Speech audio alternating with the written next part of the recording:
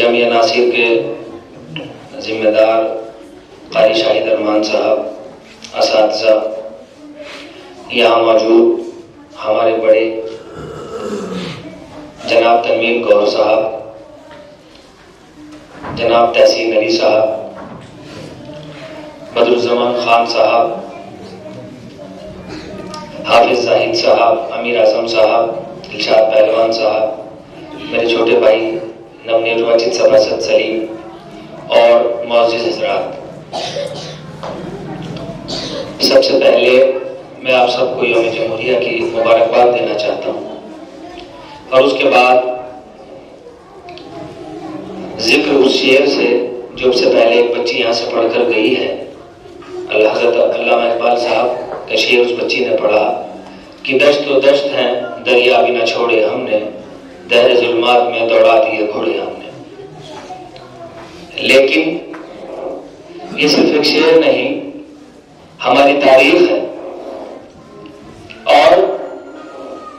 اس تاریخ کے ساتھ ساتھ یہ تقاضا ہے کہ وہ وقت، وہ انسان کیا تھے کہ علامہ اقبال یہ یقین کے ساتھ کہتے ہیں کہ دشت و دشت ہے دریا بھی نہ چھوڑے ہم نے۔ اگر آج ہم ان حالات پر غور کریں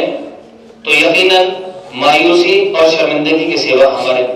دامن میں کچھ نہیں ہے۔ کیا ہم لوگوں کو یہ غور و فکر کرنے کی ضرورت نہیں ہے کہ کیا خاصیت تھی اس وقت میں اور آج؟ کہاں کمی ہے؟ کس چیز کی کمی رہ گئی کہ آج ہم چاروں طرف ذلیل و خوار ہیں؟ یہ ایک فکر کی بات ہے۔ دوسری فکر کی بات میری نظر میں یہ ہے کہ ہندوستان کو آزاد کرانے میں 1857 سے جو تاریخ شروع ہوتی ہے، حالانکہ اس سے پہلے بھی جنگیں ہوئی ہیں، لیکن 1857 سے آج تک 1947 تک ہندوستان آزاد ہوا، جس میں ہزاروں لاکھوں مسلمان اور علماؤں نے اپنی قربانیاں دی، لیکن آج ہندوستان کی تاریخ میں چند مسلمانوں کے نام کے علاوہ کسی کا نام نہیں ملتا۔ یہ بڑے فکر کی بات ہے، اور فکر اور ایک سوال ہے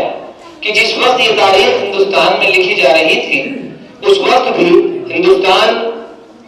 کی ذمہ داریاں بہت اہم مسلمانوں کے ہاتھوں میں تھی۔ جب یہ تاریخ لکھی جا رہی تھی اس وقت کہاں کمی رہی کہ ہمارے علماء اور ہمارے شہیدوں کے نام اس تاریخ میں کم سے کم ہیں؟ یہ فکر کی بات ہے، اور اس بات کے لیے بڑی شرمندگی بھی ہوتی ہے کہ کہاں کمی رہی کہ جہاں ذمہ دار اور بڑے عہدوں پر مسلمان موجود تھے، اس کے باوجود بھی تاریخ میں کچھ خامیاں رہی۔ لیکن پچھلی باتوں کو درکنار کرتے ہوئے آج ہمیں اس بات پر غور و فکر کرنی ہے کہ جس نام سے، جس بات سے لفظ مسلم کو بدنام کیا جاتا ہے کہ مسلمان کو ہندوستان کی آزادی یا اپنے وطن پرستی سے کوئی مطلب نہیں ہے، اس بات کو ہمیں ثابت کرنا چاہیے۔ میں ایک بہت چھوٹی سی مثال ایک حدیث سے آپ کو دیتا ہوں کہ جب آپ نبی کریم صلی اللہ علیہ وسلم صحاباؤں کے ساتھ حج کے لیے گئے تو تمام صحابہ تھکے ہوئے تھے، اور اس تھکان کی وجہ سے وہ تھوڑا جھک کر چل رہے تھے، جس کی وجہ سے مشرکوں نے مذاق اڑایا اور کہا کہ یہ ہم سے جنگ کریں گے۔ تب آپ نبی کریم صلی اللہ علیہ وسلم نے یہ حکم دیا صحاباؤں کو کہ مشرکوں کو دکھانے کے لیے اکڑ کے چلو، جس کی اتباع آج ہم حج اور عمرے کے رکن میں رمل اور استباع کے نام سے کرتے ہیں۔ یعنی کچھ چیزیں دکھانے کے لیے، اپنا آپ کو پیش کرنے کے لیے ضروری ہے۔ ایک چھوٹی سی مثال آپ کو اپنے دیش پریم اور ہندوستان کی دیتا ہوں کہ 2017 میں ATS لکھنؤ نے ایک سیف اللہ نام کے سندگدھ آتنکوادی کو، جس پہ شک تھا، مار گرایا تھا۔ اس کی لاش کو اس کے پتا سرتاج نے، والد سرتاج نے یہ کہنے سے منع کر دیا تھا لینے سے کہ جو دیش کا نہ ہوا وہ میرا کیا ہوگا، میرے لیے میرا دیش پہلے، مسلمان کے لیے اس کا دیش پہلے ہے، اور انشاءاللہ رہے گا۔ صرف ہم حضرات کو اور آپ لوگوں کو اس چیز کو پیش کرنے اور اپنے بچوں کو